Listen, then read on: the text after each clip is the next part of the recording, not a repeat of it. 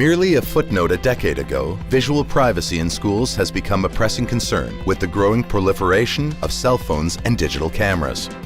Social networking sites like Facebook and MySpace have made it increasingly easy to distribute photos across the internet without accounting for a student's privacy rights. Anytime a photograph, audio recording, or video of a student created on school property leaves the property without specific authorization, a privacy breach may have occurred. No example of this is more infamous than that of the Star Wars kid. In 2003, a 15-year-old from Quebec recorded a video of himself acting out a scene from Star Wars in his high school video studio.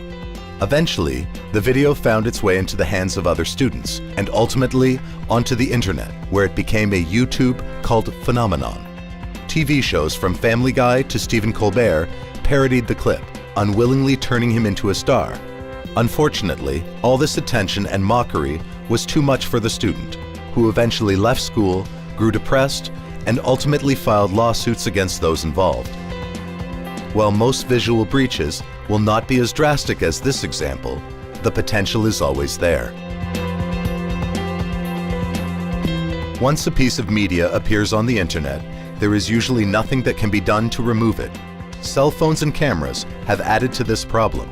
In 2009, the Toronto District School Board banned the use of cell phones in classrooms, citing privacy concerns.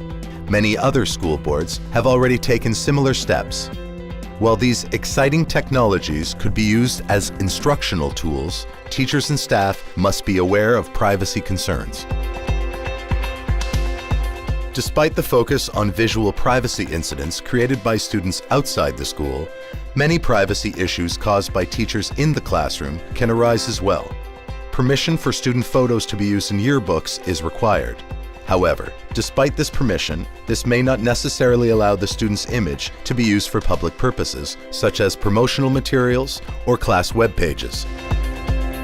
The use of photos, audio, or video that publicly identify students might constitute a privacy violation or safety concern as well. Another aspect of visual privacy that doesn't fall into the earlier categories involves the perceived anonymity of student data.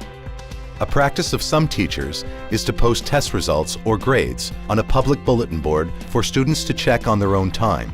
In an attempt to make this data as private as possible, a teacher will assign a number to a student in place of a student's name.